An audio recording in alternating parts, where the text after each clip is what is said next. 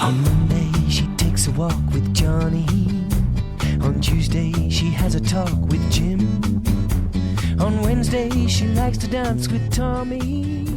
Hello there, and welcome back to the podcast where we talk about what happens when real people hand over real money to a relative stranger for a bit of professional kissing and a cuddling and other stuff too. I'm Lynn Ferguson, a big vanilla Scottish woman living in the San Fernando Valley, which is bloody roasting right now. And that might explain why I'm a wee bit cantankerous and sweary this week. Fortunately, I'm joined by the much better-mannered Sephe Haven, at one point America's #1 escort. In each episode, Sephe delves into the index box of all of her past clients, and I ask her all the questions everyone really wants answered. I'm lying. That's what I should be doing. What I'll actually be doing is assigning the anonymous client on the card a name and clumsily trying to understand the world of professional sexiness. Anyway, glad you could join us. Welcome to another episode of My Index to Sex. On Thursday, she takes a chance with Tim. How are you this morning, Sephe? How are you feeling? Oh, look at your glasses. I do like your glasses. Big blue blocker. So The blue blocker. screen and rays right now. I'm screening the rays. Do you know what kind of blocker I could do with on glasses right now? I think I could do with rage blocker. Do you know what I mean? Or even fucking crazy blocker. Because I don't mean to start the episode in a weird tone, but I feel like the world's fucking crazy and I could do with a little less of it. That's all. And it would be nice if you could go, oh, fucking crazy. Oh, put my glasses on. Adorable. Everybody looks adorable. You know, like, because they have those headphones where you can do the sound blocker thing where you go, well, I'm just going to take out all the sound. I would like to do that, but with glasses with crazy. So you could look at a really crazy person and then go, oh, you look adorable. You've probably done that before, though, have you? Because you must have met some crazy people and then gone, okay, for the purposes of professionalism, I'm going to pretend that you're not crazy, but you're adorable. Have you? I think that was my whole life as an escort. And that's what I loved about it. It was like I buried myself in this little rabbit hole of like, it's all about love. And I built this little love nest. I rarely went out of it, you know. And then when I did, I put on hate blockers, like you said. And then when people came in, it was all about love. I didn't know what political party they were with, if they were jerks when they left my place. I didn't know if they walked into their office and were terrible people. All I knew is when they were with me, they were in boxer shorts and sweethearts, and they just wanted love, and we were just doing love. And so I didn't watch TV. I just had videotapes, so that's how old I am. Videotapes of like shows that I liked, that I would pop in between clients, or Judge Judy, which I thought was good because she brought like everyday justice to little things. She told how to take personal responsibility for yourself, you know, and I loved that. She turn out, I mean, I could be totally wrong here, but didn't she turn out to be a bit like the Dr. Phil cray-cray thing? Didn't she wander from, oh, quite helpful to, oh dear? No. Oh, Judge Judy held strong. I love her. I don't know if she would like me, but I absolutely thought she was fantastic. Why do I like you? If she didn't like you, she'd be an idiot. Hey, do you have a card? I do, but you just made me want to say something because I was just thinking, you know, in that world of, you know, nice love and goodness, and I was able to block myself out. This is the perfect time for like to talk about this, I think, because maybe if we're lucky, we can take people into that world that was where everything was kind of cushioned and sweet and full of love. And it was about, oh, I know I sound so like 60s peace and love, but no, you don't. I am with you. And in a lot of ways, this is the thing between you and I, right? Where if I was going to talk, well, I do talk about the sex industry. And if there was anybody to talk about the sex industry with, it is you, because you're kind, you're lovely, right? And there are parts, I am not going to lie, Sephe, there are parts when I'm like, oh, you know, maybe it wouldn't be so bad. And then, you know, the thing that stops it, smell. The whole nature of smell. Yeah, because, you know, you can sort of pretend people are adorable. You can look at them and go, no, you look frightening. No, you're really behind that. You're a lovely little flower. But you cannot pretend a smell is not a smell. And frankly, people smell. They do. And bits of people smell. I was thinking all idealist and rosy, and you're right. There are things about the business that I was like, oh, this is like, I got to quit. I'm done. I'm burnt out. I'm done. And then I would remember how much I hate waitressing, and then I was back. But, like in my head, yes, smell was a huge thing. Did I tell you about the beard that smelled? No, the what smell? Beard. No. Okay, I didn't pull his card, but can I tell you about that anyway? Yeah, no, yeah, you can. You can't just, but, okay, so what are we going to call him? Beardy guy? Did he have a name? Well, he did, and I don't remember it now. So I wouldn't know which card to pull, but how about this? I'll tell you a little bit about him, and then you can name him or you feel. Mr. Beard. Mr. Beard, right. So tell me. I call him fuck off beard, but I can't say that. I'm just like full of swear words. Oh, that's terrible. It's me. I like to think that I'm influencing you and all the... Think of yourself as speaking Scottish. You're speaking Scottish now. You're bilingual. You can swear. Well, to me, I used to think of it as basically a fuck off beard, like fuck you, fuck off beard. Because, and this was in the days when men mostly were clean shaven, or they had really nice, groomed beards. It was before the beards became super huge and Mountaineer and Duck Dynasty, So it was before that fashion. Yeah, like, when you see someone with a beard and you're like, oh, fuck off, right? Because they know they've got a beard that's out of ridiculous one. And then there are ones where it's like, oh, fuck off, right? So no, I think a fuck off beard, Mr. Fuck off beard is what we're going to call it. Yes, and the reason I think it's a fuck off beard, I appreciate your two. Mine was more that because they have this beard that's so big that they're saying to a woman, fuck off. I don't want any intimacy with you. I certainly can't lick you in your private areas, because if you're nice and clean, down there, that's going to hurt. Friction. Yeah, it could be friction. Oh, and you could get it could be like some kind of weird hair pleating thing. Oh. It's like, how women used to be in grooming, and then we came into like the 90s where we shaved everything off, and then we had little landing strips and so forth. And men suddenly, when we did that kind of bareness, they suddenly got these huge beards, and it became like they had 70s bushes on their face, Yeah. I don't understand it, unless it's maybe for keeping food for later. Do you know what I mean? Okay, to my story. I am living and seeing people in a second floor apartment with no doorman, which is great. And then what they do is they buzz me downstairs. They walk up the stairs. I see them walking up the stairs. And if they look like what they're supposed to look like and not like a cop, I answer my door, which was 100% of the time what happened. But I look out my people and I see no man. I just see what looks like a great big fur. Or how when women, they spin yarn to make it, it just looked like a big, and I was like, what is that? What is that? Because I don't know what he's going to look like. I've never seen him before. But I open the door and I'm all cheery, and smiley, because I want him to feel good and I don't want him to cancel the appointment. I want him to come in. So I open the door and it's a very large man with a very large beard. Like I can almost not see his eyes, and he's wearing glasses and big beard. And I invite him in. But the strange thing is, what comes in first is this waft of odor. And I don't know what it is. I'm trying to figure out a way to put my hand under my nose, but still be gracious about it. So he gets into the apartment and we sit on my sofa. So usually when I would just have people sit on the sofa, and I'd offer them wine or champagne or sparkling water, and we'd talk for a while so we could get to know them, and have music playing and candles.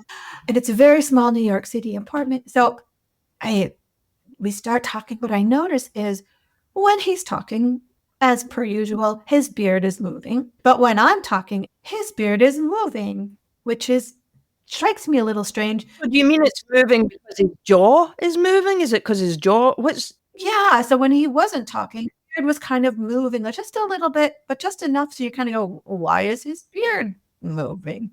Just a little. It wasn't like a huge move, but it was just enough to go, huh? Do you think it could be, was in the time of Wi-Fi, do you think he maybe had something in there that was maybe it was a feature to make him look interesting and attractive, right? Because the big beard on the big guy, that could be part of that thing. That could be a style choice. You know how people, when they're feeling a bit on the chunky side, they don't wear stripes that are horizontal. Is that right? Yeah, they don't wear horizontal stripes because it makes them look wider. I'm just wondering if the guy is a really big guy, then maybe he's got a really big beard to make him look more kind of snowman-y in a kind of I suppose for some men, I don't know. And so the beard could be a feature, like you could have some, I don't know, why would someone's beard move? Well, I'm about to tell I'll stop interrupting. you. Hang in there. I'm thinking, that's a little weird. And then all of a sudden, out of nowhere, out from his beard leaps a cockroach the size of a moose. It was like so big. It was as big as a fist. It was so huge. And I have a tiny New York apartment. And if you have one cockroach, you're done. You're done. So I dropped all pretense. And in my evening gown, I jumped up and screamed, watch him. And I ran to the kitchen and grabbed a recyclable jar and brought it out and made him put the jar on top of the huge cockroach. And then we had him, it wasn't a jar, it was a can, actually. And so cockroach is now under the can. We can't see him, but we know he's under there. And now I don't know what to do because now I'm supposed to sleep with this man. And a cockroach just came out of his smelly beard. Speaking of smells. And I thought, oh, what is this smell? It's kind of like scallions and tofu and in a blender and something, I don't know, onions, garlic. Anyway, and fish maybe. Gefilte fish. Something awful. Anyway, so we go over to my little tiny kitchen sink in my pre-war apartment, and I take his beard and I say, this is going to be lovely. And I'm having to do all this in a very flirtatious, sexy way. Although we get over to the sink and I take the dishwashing palm olive and we wash his whole beard and I blow it dry, so it's kind of got a little tip on the end like Tyler Moore. And we move to the bedroom. And we're in the bedroom, and my bedroom door has like this big open, very high ceilinged threshold. Is that what you call it? Yeah, a threshold. I'm still, you can't ask me questions at the moment. I'm currently speechless. Carry on. Okay, so we're in the bed, and at one point, we're kind of both horizontal, and we hear, in a pause, this noise. It sounds like, let me see if I can do it. It's like, and we move over to the threshold.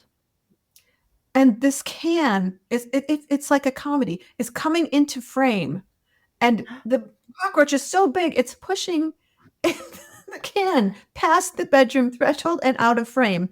And we were both so speechless that I got up and said, I can't do this today. I just can't. You have to get him out of here. So we found some cardboard and we tipped it under the thing and we put the can and he took the cockroach outside and he buzzed the buzzer again. And I was like, I just can't, and I apologize. And he was embarrassed, obviously, but it was one person I just couldn't make it happen with. And afterwards, I couldn't get out of my head, obviously. But I also thought, this man is married. I mean, he sleeps in bed with his wife every night with bugs in his beard and food and stuff. And I don't know what the wife is like. I'm just like, that thing where, like, who was it that said Princess Diana was talking about Charles and said there was 3 of us in this marriage, right? And she meant that it was her, Camilla, and Charles. And I'm like, maybe his wife is like, there's 3 of us in this marriage. There's me, there's him, and there's, I don't know, Fido, the cockroach, Charlie, whatever the fuck. Did he name the cockroach? Because this is a question I need to ask you, right? Because, firstly, what the actual fuck? That's I feel like I'm saying that on behalf of anybody that's listening, which is and what the actual fuck. But the other thing is like when a cockroach came out of his beard, was he surprised, or did he go, "Oh, sorry, I forgot about that," or did he go, "Meet my friend Charlie," or WeChat, or "This is cheaper than therapy," or what did he do? Or was he like, "Oh my gosh, I'm so embarrassed. I thought I'd left him at home." What happened? I wish he would have said, "Have you ever read Kafka?"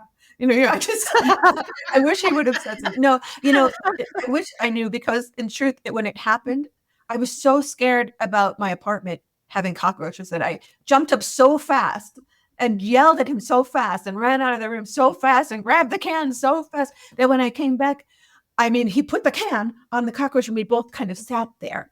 And then he was very compliant when I said, "Let's wash that little beard. Let's wash it. Come with me do the same. Whoa. And he was very compliant the rest of the time. I think he was embarrassed, and I felt bad that he was embarrassed, but I didn't think about it till later how abusive it was to his wife or to himself or even to me. I mean, to me, I don't think it was done on purpose. I think he was just so used to his own non-cleanliness, and used to his own smell and his, that he didn't really think about that. I don't know. Do you know what's interesting though? Because here's where my head's going to the thing of I read Kafka or whatever that you said would be brilliant if it came from him, but even better if it came from the cockroach, right? Like, what's going on in my mind though is to do with this stuff. When people are depressed or when, like people are depressed and they get like a bit on the, maybe a wee bit on the cheesy side, they get a bit whiffy, right? Not all depressed people. I'm sorry, depressed people. I don't mean to generalize there. And I'm not saying all of you are stinky. And I get depressed myself and I could be a bit, whatever. Anyway, I'm getting off that subject. Point is that there's a thing about depression that you lose your sex drive. But he had a sex drive because I think if I was wandering about, I was huge and sweaty and I had a big fuck off beard and I had my cockroaches for company and all that stuff. The thing I would not be thinking was, whoa, I'm going to pay loads of money and get it on. Because it's not as if you were even a cheap date. You're a expensive little thingy. Sorry. Do you know what? I'm still in the bit about all depressive people will hate me because I've said that they're smelling. And I haven't said you're smelling, depressive people. And I smell too sometimes. Hey, you know what works on the smelling? Do you know what works on the smelling? Is rubbing alcohol. You probably won't get whiffy because you're all pansies and flowers. But I don't like to use deodorant at all because I had cancer, right? I had breast cancer, so I'm very funny about the whole deodorant thing. But it's very hot and I'm a woman of a certain age. And if you spray, I think it's rubbing alcohol, right? Just a little spray, it takes away the smell of sweat. And then you can smell of what I don't really understand why. It's something to do with the chemical reactions or whatever. Anyway, that's a different tip. Point is, I didn't realise, or I am surprised I've gone so hugely off topic here, but it's not every day you hear about somebody be a cockroach in their beard. It's even a weird statement. But he still had sexual urges, even though he was underneath a layer of grime and hair and smell. Yes? I'm going to let you wind that down. I know. You're watching me suffer, aren't you? You're watching me struggle. Well, first of all, when I get depressed, I do not take showers very often, so it's possible I smell. Second of all, and this is a whole different thing, but there are deodorants with no chemicals in them for that thing, but we can talk about that later. And third of all, I should have had a bottle of alcohol and just sprayed it on people who came in smelling because I didn't know that. But also, he was not depressed. What he was a very privileged, wealthy person who just, sometimes when people have certain privilege and they just feel like I can do what I want and I wear what I want and I show up how I want and I think eat what I want. And, in general, women in general take better, not always, but take really close care of themselves. And some men really do too. He's a hairy, grubby Elon Musk, which is like there's normal people and there's me and I can do anything like that sort of thing. Do you think that's what it was? Yeah, I think there was a lot of like, what? This is just me. And a lot of men showed up really lovely, but I took 2 hours to get ready, Yeah. Then I got ready in between and then I got my hair blow dried every day. I took a lot of time to learn about shaving and waxing and this and that. So that I was absolutely flawlessly perfect as I could be as a person, as a woman. And they just kind of showed up, with hairs going this way and that way and smells and things. And, and I would have to say to some sometimes the nicest ones, the ones that came from work and they were totally clean and beautiful and gorgeous suits. And I would say, why don't you take a quick shower? Because we'll get to intimate places, because they were sitting all day at work. And even though they're clean, wonderful people, you've been sitting all day at work and I'm going down to private places, Did you go this? I probably shouldn't ask you this, but I have to, right? So did you visit the private place of the cockroach guy? I mean, we didn't get that far because right when we had gotten into the bed, we had gotten kind of naked. I think I was still in my lingerie, but we had gotten to that horizontal place. yeah. And all of a sudden that's when the cockroach made its entrance and exit across the frame of the film, It's like walking across the door. It's like I've heard of cock blocking, but not cockroach blocking. It's like that's a whole different thing. We could He's do like- it. Hey, you know what? We've done a whole episode and we haven't even got to a card yet. Can you believe that? I Yeah. can.